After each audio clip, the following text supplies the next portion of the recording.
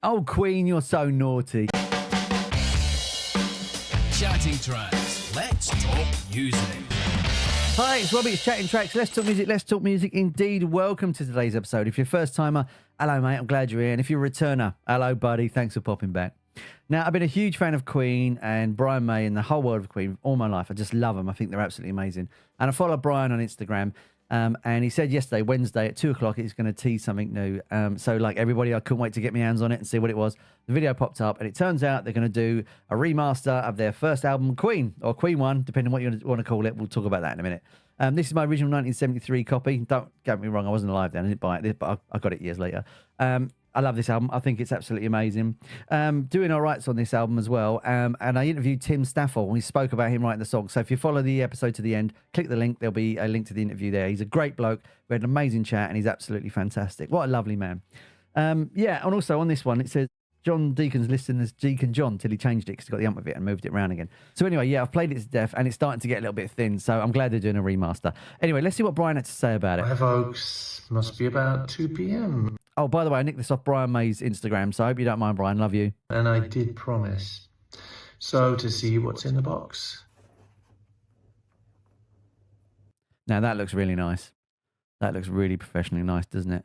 I've cut this video down a bit because he took ages opening it. But sorry, Brian, yet again, but I did cut it down a bit. But yeah, I mean, I like the gold inlay on it as well and the purple. That looks really, really nice.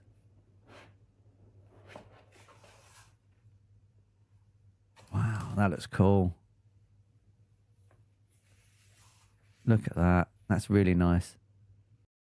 So, obviously now they're going to call the album Queen 1. This is the thing they're looking at. They're going to call it Queen 1 instead of just Queen. What are your thoughts on that? Should they rearrange it and call it Queen 1? So you've got Queen 1, 2, 3, and then... No, it's not, is it? It's Queen 1, 2, Sheer Heart Attack, whatever. Do you think they should change it round or just leave it as Queen originally as it should be? Do you think the 1 is necessary? Because they didn't have it back in the day, so I wonder why they've put the 1 on it now. But I look at that, how sharp that picture is compared to the original one. Don't get me wrong, my copy is nearly 50 years old, but when you look at the artwork, comparing the two, look at the difference in it. It's really bright, sparkly. Freddie looks a little bit better cut out as well. He's a little bit sort of, there's like a black hue around him almost in the original one, and they've got rid of it on there, which is really, really nice. And you can see the second light looks a lot brighter. Like the lights look like lights. I'll do it again, hang on. So when you look at the original one, you know, you've got this sort of blur where the lights on that look sharper. There's Freddie with the hue around him a little bit. I don't know if you can see that, but he's got like a little black hue around him, whereas that's really, really super sharp on there. It's definitely a clearer picture, and it looks absolutely lovely.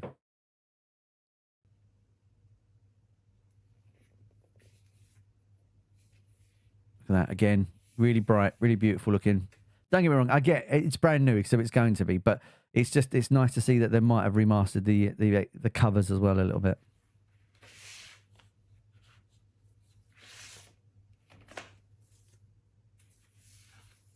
Look at that. Lovely. It's weird to say, but I can already smell that box set. Box sets always have a certain smell. They smell like a certain plastic, and I can smell that already. But I know that vinyl top looks like it's got that sort of felty feel to it. Not felt, but you know, that sort of tight cardboard feeling to it. So it's going to smell like one of those. I just know it's going to smell like. Yep, I'm a bit weird, but that's fair enough.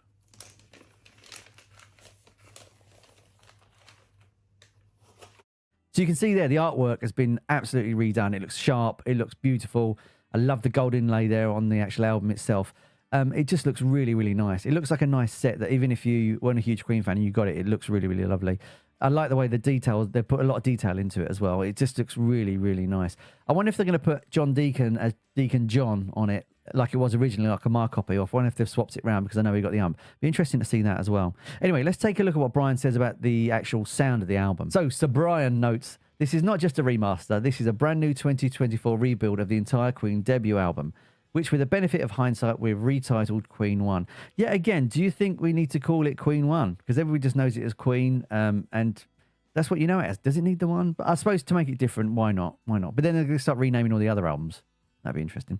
Anyway, all the performances are exactly as they originally appeared in 1973, but every instrument has been revisited to produce a live ambient sound. All the performances are exactly as they originally appeared in 1973, but every instrument has been revisited to produce the ambient live sounds we'd like to have used originally. Now, it's interesting he says that because Trident had an amazing echo chamber and they had lots of techniques they could have done back then. So I wonder if it was down to recording and space and all bits and bobs like that, you know. The result is Queen as it would have sounded with today's knowledge and technology. A first. Queen 1 is the debut album we've always dreamed of bringing you. So I wonder if they're treating it almost as a sort of new album, a sort of new style of how it should have been, you know, and how they really, really liked it to have been. So he said, we recorded it at Soho's Trident Studios. What a great place. Should be a museum.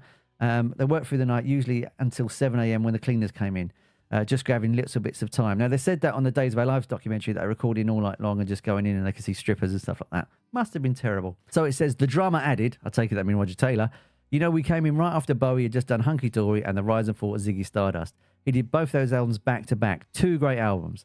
So we're very pleased to be there. But when we were there, we'd arrive at 3 a.m. and just go on for hours and get all we could grab.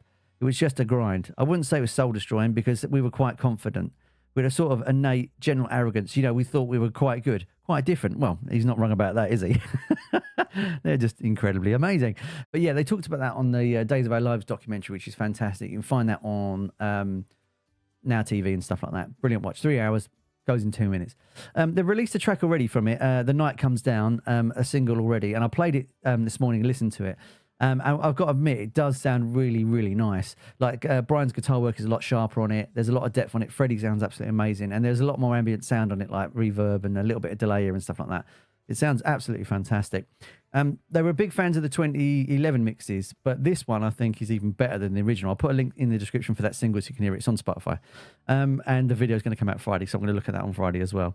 I just think it's really interesting that they've put some, on the big box set, they've got like some of the live stuff from the BBC.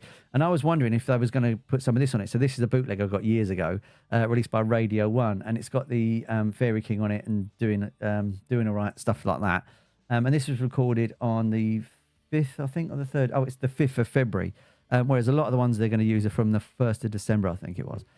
So it looks like there's going to be a lot of rare stuff in there as well. Outtakes and bits and bobs like that, which is exactly what you want on a box set like that. So let's take a look at the box set itself and see what's actually in it. So it's retailing for like 150 quid. Are you surprised nowadays? 6 CD set, all that stuff. Available 25th October. But look at that packaging. That looks really lovely. The box set looks really, really nice. Yeah. I saw a lot of this stuff, I think, when I was at Freddie Mercury's exhibition, when the Sotheby's one. I wondered if they were going to have a lot of that there then. So there might be some pictures from that was there. That was fantastic. I've got a video about that as well on the channel if you check that out as well.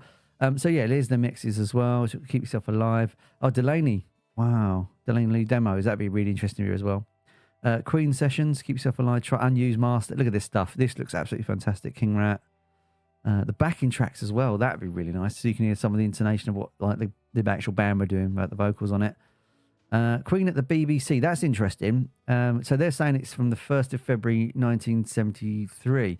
Oh, what's that? Queen Live, that's the Rainbow. Okay, so because I've got this one, which is let me go back to this. This is Queen Live at the B, which is a BBC bootleg really, and this is from the 5th of February 1973. So when we go back to that one, it's a couple of days later than this one was a couple of days later. So that's interesting. They're actually using an early mix of that, which is really, really cool as well. You've got guitar solos and all that sort of stuff. That looks really cool. And then the mix for 2024. Yeah, that's just the CD box set, that one. It does look really, really cool. I do want to get my hands on it. Let me know what you think about it. Should they start remastering the stuff or just leave it be? Are you happy with the fact they're calling it Queen or Queen 1? Should they leave that as it be as well? While you're here, why not check out the rest of the channel, because I've got deep dive reaction videos, I've got live streams, and I've got reviews of things and bits and bobs like that. If it's your first time here, if you could subscribe, that'd be absolutely amazing as well, because I'd love to have you checking out more Queen stuff when I get to it. If you're a returner as well, thank you for being here. You really make this channel worth it, so thank you so much. Without you, I can't do this, so thanks again. Yeah, thanks for joining me on this one. Don't forget to check out the Tim Staffell interview that's on here as well, and check out the channel for the Freddie Mercury exhibition at Sotheby's, because that was amazing as well. And I'll see you in the next one. Love and peace.